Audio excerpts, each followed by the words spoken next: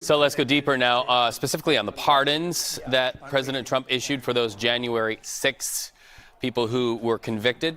CBS News Homeland Security correspondent Nicole Sganga was at the Capitol that day, saw the actions of those insurrectionists. Trump now calls them hostages.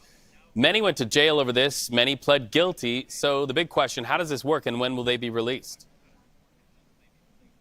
Yeah, some have already been released, Reed. Just last night, two brothers convicted in connection to that Capitol attack became really the first of the rioters to be freed. Andrew and Matthew Valentine, they're from Stroudsburg, Pennsylvania, and they were released from the D.C. jail. There was a big crowd outside. We had a CBS News team on the ground. Both had previously pled guilty to 2 counts each of assaulting police, and Andrew's plea included, 1 count of assaulting police with a dangerous weapon. He had allegedly struck an officer with a thrown folding chair, and he was, convicted and sentenced to jail time.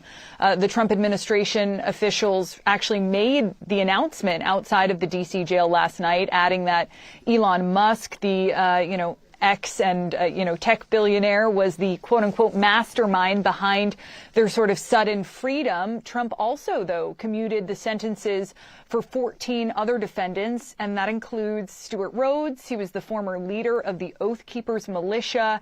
He had received the second longest sentence for his role in the riot, a whopping 18 years.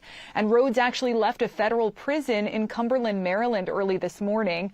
As for the future releases, they're ongoing, and we expect even more today. Trump ordered his attorney general, currently acting attorney general, to make sure that those who are currently held in prison are, quote, released immediately. And also, by the way, to dismiss all of those pending indictments, too. Wow. What are you hearing on Capitol Hill from lawmakers here, especially through the lens of precedent?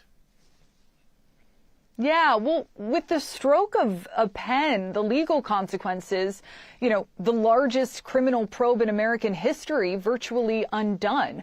You mentioned that the sweeping pardon includes those who assaulted police officers, those who were convicted of really a historic crime of seditious conspiracy, which, to remind our viewers, means that 2 or more people literally conspired to overthrow the federal government by force.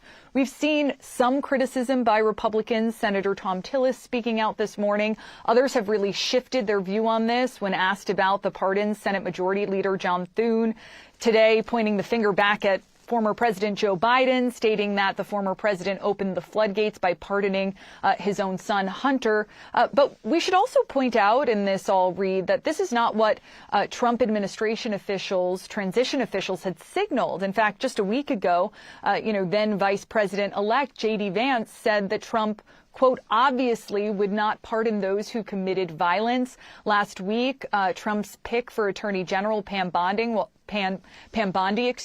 testifying on the Hill, said that while she wasn't going to speak for the president, he, quote, does not like people who abuse police officers either. Obviously, this blanket pardon stands in direct contradiction to that.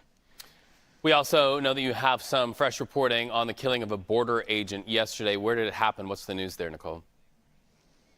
Yeah, a U.S. Border Patrol agent fatally shot yesterday on a highway in northern Vermont, south of the Canadian border, authorities confirmed to us. And that death was confirmed by not only the FBI, but the acting Secretary of the Department of Homeland Security, Benjamin Huffman, in Washington, really just moments after he, assumed that position. And in a statement, the FBI said that in addition to that agent, there was a suspect in the shooting who was also killed, and a second suspect who was wounded and then later taken into custody. And that encounter happened along Interstate I-91 in Coventry, about 20 miles from the Canadian border. The FBI said there was no ongoing threat there, so some relief for the public.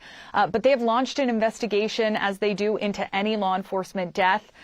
So has the Department of Homeland Security, and so we await further details on that, Reed. Nicole Sganga, thank you so much for your live report and streaming with us from our nation's capital. We know it's been a busy week for you and will likely continue to be a busy week.